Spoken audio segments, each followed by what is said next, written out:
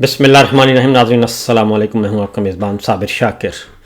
31 अक्टूबर जुमातुल मुबारक का दिन। ताज़ा तरीन खबरें, इत्तलात और तबसरे, पाकिस्तानी हालात वाक़यात और सियासी सूरत हाल का लेते हैं जायज़ा। पहली खबर, वज़ीर आला खैबर पख्तूनख्वा मोहम्मद सुहेल अफरीदी साहब ने कल रात अपनी काबीना तश्कील दे दी। इमरान खान साहब की हिदायत के मुताबिक उन्हें फ्री हैंड दिया गया था कि वो अपनी काबीना खुद तश्कील दें और मुख्तसर काबीना बनाएं और अपनी ज़रूरत के मुताबिक जिसे वो चाहते हैं अपनी टीम में शामिल कर लें। उसके बाद उन्होंने अपने सीनियर्स के साथ मुशावरत के बाद एक काबीना तश्कील दी, जिसमें 10 वज़रा का ऐलान किया गया है, 2 मुशीर हैं और एक मुआवन ख़ुसूसी है। जो वज़रा हैं उनमें मीना खान अफरीदी हैं, अरशद अयूब खान, अमजद अली, आफ्ताब आलिम खान, फजल शकूर खान, खलीकुर रहमान, रियाज खान, सैयद फ़खर जहान,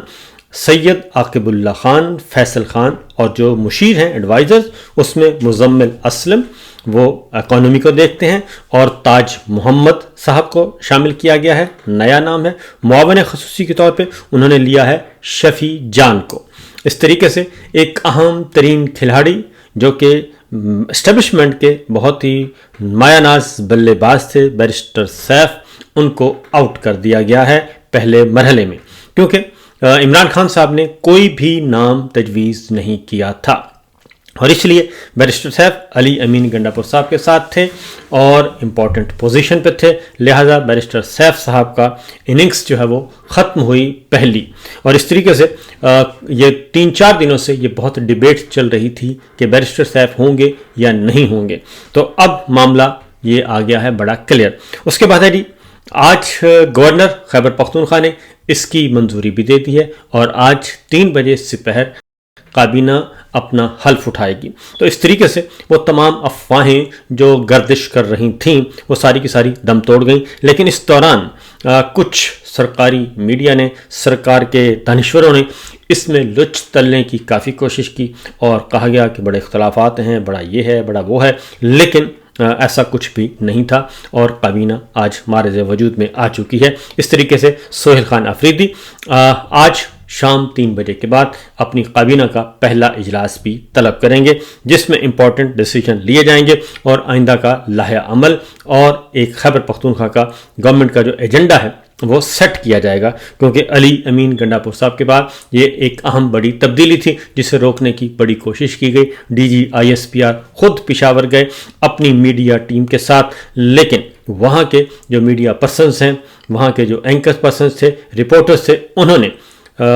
DG ISPR साहब को नॉकआउट किया और ऐसे सख्त सवालात किए जिसका जवाब उनके पास नहीं था। और उस प्रेस कॉन्फ्रेंस के बाद काफ़ी नेगेटिव इम्पैक्ट पड़ा, ख़ास तौर पे मिलिट्री लीडरशिप का वहाँ पे, कि वो सिर्फ़ और सिर्फ इसलिए आए थे कि सोहेल खान अफरीदी का इलेक्शन रोका जा सके। तो बहरहाल ये एक बहुत बड़ी नाकामी है उन लोगों के लिए जो ये समझते थे कि पत्ता भी नहीं हिल सकता फील्ड मार्शल की इजाज़त के बगैर, तो ये हिल गया है। तो बहरहाल अगली खबर जो है जी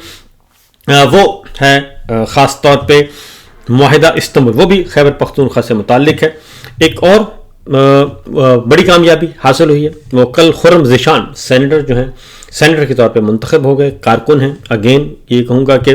वो एक पॉलिटिकल वर्कर थे, पहले मरहले में वो ड्रॉप हो गए थे। जब इलेक्शन हुआ था तो उसमें खुर्रम ज़ीशान साहब को ड्रॉप कर दिया गया था और लेकिन अब शिबली फराज साहब की सीट खाली हुई और उनको डिस्क्वालीफाई किया गया है। सज़ा सुनाई गई है 9 मई के सो कॉल्ड मुकदमे में। तो उसमें खुर्रम ज़ीशान, कल सेनेट का इलेक्शन था, उसमें 91 वोट हासिल किए और इस तरीके से वो भी अफवाहें दम तोड़ गईं जो राना सनाउल्लाह साहब, शेर अफजल मरवत साहब और मुखालिफिन जो करते थे, अपोजिशन के लोग कर रहे थे और बड़े बड़े दावे किए जा रहे थे कि जनाब फारवर्ड ब्लॉक है, बहुत बड़ा फारवर्ड ब्लॉक है। फिर ये भी खबर दी गई कल भाई लोगों की तरफ से कि एक गवर्नर खैबर पख्तूनख्वा तब्दील किया जा रहा है, शेरपाव साहब को लाया जा रहा है और वो सिर्फ गवर्नरशिप के लिए नहीं आएंगे बल्कि इसको कुछ और भी दिया जाएगा, कोई और जिम्मेदारी सौंपी जाएगी। तो ये मामला भी टाएं फिश हुआ और खुर्रम ज़ीशान ने 91 वोट हासिल किए और 1 वोट भी आगे पीछे ना हो सका और मुत्तहिदा अपोजिशन खैबर पख्तूनख्वा की, जो कि विफाक में मुत्तहिदा हुक्मरान इत्तेहाद है फॉर्म 47 का, वो सारे का सारा ہار گیا. تو یہ ایک دوسری بڑی کامیابی خیبر پختونخوا میں ہوئی, اور اس طریقے سے فیلڈ مارشل کے جو مہرے اور گھوڑے جو ہیں وہ کامیاب نہ ہو سکے, اور اس طریقے سے معاملات آگے بڑھ رہے ہیں. اگلی خبر جو ہے جی وہ ہے معاہدہ استنبول ہوا ہے. وہ بھی چونکہ افغانستان کا معاملہ اور دہشت گردی کے خلاف جنگ کا معاملہ وہ بھی خیبر پختونخوا سے متعلق ہے. تو سہیل افریدی صاحب آئے تو انہوں نے آ کے فوراً رابطہ عوام مہم شروع کی اور جرگے شروع کر دیے, اور انہوں نے 4 جلسے کیے اور ایک قومی جرگہ بلایا, قبائلی سردار اینڈ مشران کا جرگہ بلایا, اور ان سے بات چیت کی, اور واضح طور پر یہ کہا گیا کہ ہمیں فوجی آپریشن کسی بھی صورت میں قبول نہیں ہے. اور یہ جو کل سہیل افریدی صاحب نے ایک بہت امپورٹنٹ باتیں بھی کی, اور انہوں نے میسج کنوے کیا ایک عام آدمی کے زبان میں. انہوں نے کہا کہ یہ جو شہید ہوتے ہیں, ایک تو کولیٹرل ڈیمیج, یہ انٹرنیشنل سٹینڈرڈ ہے کہ اگر کوئی واقعہ ہوا سرکار کرتی ہے یا فورسز کرتی ہیں تو اس میں اگر 100 بندہ مارا جاتا ہے تو اس میں انٹرنیشنل سٹینڈرڈ ہے کہ اگنور کیا جا سکتا ہے. انوسنٹ اگر 2 بندے اس میں مارے جائیں تو معصوم لوگ نہتے مارے جائیں تو 2 لوگ تک یہ قابل قبول ہے, عالمی معیار کے مطابق صرف نظر کیا جا سکتا ہے. لیکن اگر ایک دہشت گردی انٹیلیجنس بیسڈ آپریشن کیا جائے اور فورسز حملہ آور ہوں اور اس میں 21 22 خواتین اور بچے معصوم شہید ہو جائیں اور ان میں دہشت گرد ایک بھی نہ نکلے تو پھر یہ قابل قبول نہیں ہے. اور پھر یہ کہ یہ جو واقعات ہوتے ہیں, مٹ بھڑ ہوتی ہے اس طرح کی, اس میں غریب آدمی کا بندہ مارا جاتا ہے, غریب آدمی کا عوام ہو, غریب آدمی کے, عام آدمی کے, اور اگر فوجی جوان ہوں, افسر ہوں, شہید ہوں, وہ بھی عام لوگوں کے ہوتے ہیں. اس میں کسی جرنیل کا بیٹا جو ہے وہ شہید نہیں ہوتا, اور جرنیل کا بیٹا اس طرح کی کارروائیوں سے دور رکھا جاتا ہے. تو اس لیے انہوں نے کہا کہ بڑے لوگوں کو الگ کیا جاتا ہے اور یہ کام کیا جاتا ہے, اس لیے یہ ایک تاثر جو ہے وہ فاصلے بڑھا رہا ہے. تو لہٰذا یہ معاملہ بھی ہوا اور سہیل افریدی صاحب کو یہ کامیابی حاصل ہوئی, اور قبائلی جرگوں نے, قبائلی عوام نے, سرداران نے, مشران نے ان کو سپورٹ کیا, اور انہوں نے کہا کہ خیبر پختونخوا کے خلاف کوئی بھی پالیسی بنائی گئی تو وہ قابل قبول نہیں ہوگی بلکہ مزاحمت کی جائے گی. اور پھر یہ کہ یہ اختیار جو ہے وہ صوبائی حکومت کو دیا جائے, صوبائی فورسز کو دیا جائے, ان کو تگڑا کیا جائے, وہ بات کریں. وہ جب کہتے ہیں کہ ہم بات کرنے کے لیے تیار ہیں, یہ لڑائی بند کروانے کے لیے تیار ہیں, کابل افغانستان ہم جانے کے لیے تیار ہیں, لیکن کہا جاتا ہے کہ آپ کے پاس تو ویزا ہی نہیں ہے, آپ نہیں جا سکتے. تو جبکہ دوسری طرف انڈر ہینڈ جو ہے وہ خفیہ دورے کروائے جاتے ہیں اپنے لائک مائنڈڈ کے,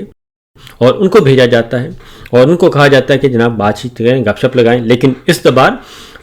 نہ ہی مولانا فضل الرحمان صاحب کی خدمات حاصل کی گئی اور نہ ہی پاکستان تحریک انصاف کی, جبکہ ان کے اچھے تعلقات موجود ہیں کابل حکومت کے ساتھ, لیکن یہ تعلقات اب قابل قبول نہیں ہیں. تو بہرحال اس کے بعد ہوا یہی کہ کل پھر army chief general Asim Munir صاحب کو بھی ایک سیشن کرنا پڑا پشاور میں جا کے, اور انہوں نے کور کمانڈر کو حکم دیا کہ سہیل افریدی صاحب جو ہیں وہ آگے بڑھ رہے ہیں, نمبر لے کر جا رہے ہیں, پبلک پرسیپشن ان کا بہت بہتر ہو رہا ہے, لہذا آپ بلائیں قبائلی سرداران کو, میں نے بھی ملاقات کرنی ہے. لہذا کور کمانڈر صاحب نے حکم کی تعمیل کی اور انہوں نے کچھ سرداران اکٹھے کیے اور ان سے ملاقات کروائی. ان کا یہ حاضر ہے جناب جو. تو اس کے بعد پھر فوٹو سیشن ہوا, اور اس کے بعد پھر ایک خبر جاری کی گئی کہ جناب وہ جنرل صاحب کے ساتھ ہیں سارے کے سارے قبائلی سرداران, لیکن ان میں ایک تصویر زیر گردش ہے, اور وہ تصویر اس میں شاید وہ اب صحیح ہے یا غلط ہے, وہ کیسے آ گئے. اس میں کمانڈر جو ہیں وہ قلعدم تنظیم کے کمانڈر نظر آ رہے ہیں, اور وہ بھی قبائلی سردار کی صورت میں نظر آ رہے ہیں. تو اس کے بارے میں میرا خیال ہے وضاحت کر دینی چاہیے کہ وہ وہاں کیا کر رہے تھے. تو اس کے ساتھ ساتھ کیونکہ معاملہ یہ ہے کہ پاکستان تحریک انصاف کے پاس اور جو ارکان پارلیمان ہیں وہ صوبائی ہیں, قومی اسمبلی کے ہیں, سینیٹرز ہیں, جن کا تعلق خیبر پختونخوا سے ہے اور خاص طور پہ قبائلی علاقوں سے ہے, ان کے پاس بہت کچھ شواہد موجود ہیں اس بارے میں. تو وہ کسی وقت بھی وہ ایک مناسب وقت کا انتظار کر رہے ہیں, وہ شواہد سامنے لے کر آئیں گے. اگلی خبر یہ ہے کہ اب افغانستان کے ساتھ جو ہے پاک افغان جنگ شروع کی گئی, اور پاک افغان جنگ حملے بھی کیے گئے، فضائی حملے بھی کیے گئے، اور سرحدوں پہ بھی لڑائی ہوئی اور اچھی خاصی ہوئی۔ خیال تھا کہ صدر ٹرمپ جو ہیں وہ آئیں گے اور آ کے یہ جنگ بند کروائیں گے اور ہم صدر ٹرمپ پہ احسان کریں گے، لیکن صدر ٹرمپ کو پاک افغان جنگ سے کوئی نقصان نہیں ہے، بلکہ وہ چاہتے ہیں کہ پاک افغان جنگ ہو۔ اس کی وجہ ہے کہ پاک افغان جنگ ہوگی تو سی پیک جو ہے روٹ وہ ڈسٹرب ہوگا، اور سی پیک روٹ ڈسٹرب ہوگا، سی پیک روٹ بند ہوگا، پاک چائنا تعلقات میں کشیدگی آئے گی اور چائنا کو بھی بلاک کیا جائے گا، لہٰذا یہ جنگ تو مفاد میں ہے۔ تو صدر ٹرمپ نے 3-4 دفعہ کہا کہ مجھے پتہ چلا ہے، جب ان سے سوال کیا کہ ہاں مجھے پتہ ہے کہ جنگ ہو رہی ہے، جنگ کی جا رہی ہے، میں بند کروا سکتا ہوں، لیکن فی الحال میری کوئی دلچسپی نہیں ہے۔ کبھی انہوں نے کہا کہ میں فلاں جگہ جا رہا ہوں تو پھر دیکھوں گا، ابھی اور بہت کام ہے، میں نے امریکہ بھی چلانا ہے، اس لیے انہوں نے اس جنگ کے بارے میں پاکستانی حکام سے کوئی رابطہ نہیں فرمایا، یہاں تک کہ اعلان کیا گیا۔ پہلے دوحہ مذاکرات ہوئے اور اس کے بعد استنبول میں ہوئے۔ استنبول میں 3-4 دن مذاکرات ہوتے رہے، اور ادھر وزیر دفاع خواجہ آصف صاحب فارم 47 کے وہ یہاں بیٹھ کے خالی فائر کرتے رہے اور دھمکیاں دیتے رہے، بڑکے مارتے رہے، اور وہ ان کی پوری کوشش تھی کہ کسی بھی طریقے سے مذاکرات کامیاب نہ ہوں۔ تو 3-4 دن کے مذاکرات کے بعد اعلان کر دیا گیا مذاکرات کی ناکامی کا، اور اس سے پہلے ماحول بنایا گیا واٹس ایپ گروپ پہ کہ یہ ذرا خبریں پھیلائی جائیں، چلائی جائیں، نشر کی جائیں کہ بہت ہی جناب ہمیں ٹف ٹائم دیا جا رہا ہے، ہم نے تمام معاملات سیٹ کر لی ہیں لیکن ہماری بات نہیں مانی جا رہی، اور وہ دہشت گردوں کے معاون ہیں، اور یہ ہے وہ ہے، اس طرح سے یہ کرنے کی کوشش کی۔ لیکن بہرحال سچویشن جو ہے وہ ایک دفعہ کہا گیا مذاکرات ناکام ہوئے، کل پھر مذاکرات ہوئے اور مشترکہ اعلامیہ جاری کر دیا گیا اور مذاکرات کی کامیابی کا اعلان کر دیا گیا۔ اور اس میں جو افسوسناک بات ہے، ہمیں جو افسوسناک بات وہ افسوسناک ہی ہے، اس کی وجہ یہ ہے کہ کہاں پاکستان جو ہے اس کا قد کاٹ اتنا بڑا تھا پاکستان کا کہ پاکستان امریکہ، نیٹو اور بین الاقوامی فورسز کے درمیان ثالثی کروا رہا تھا، اور سہولت کاری فیسیلیٹیشن ہب تھا اسلام آباد اور راولپنڈی۔ یہ اس وقت ہماری اب سے 3-4 سال پہلے عمران خان صاحب کے دور میں، زیادہ دور نہیں، عمران خان صاحب کے زمانے میں کی بات کر رہا ہوں، تو ہب تھا اور تمام معاملات اسلام آباد اور پنڈی میں حل کیے جا رہے تھے، اور اچھا خاصا چودراہٹ تھی کہ جناب چیزیں ہو رہی ہیں، حل کیے جا رہے ہیں۔ تو لیکن اب کیا ہے، اب افغانستان کا اور اسلام آباد کا جو مسئلہ ہے، کابل اور اسلام آباد کے یا تو دوحہ میں ہوتے ہیں یا پھر استنبول میں ہو رہے ہیں، اور گارنٹر ہیں ہمارے برادر اسلامی ملک، وہ گارنٹرز ہیں، اور جو مشترکہ اعلامیہ ہیں پہلے قطر نے جاری کیا، دوحہ نے، وہاں سے جاری ہوا وزارت خارجہ قطر نے، اور اس کے بعد آج وزارت خارجہ ترکیہ نے مشترکہ اعلامیہ جاری کیا ہے، اور اس سے بڑی ڈکلائن ہو نہیں سکتا آپ کی خارجہ پالیسی کا، آپ کی دفاعی پالیسی کا، آپ کی داخلہ پالیسی کا، ناکامیوں کی داستان ہے پچھلے 3 سال۔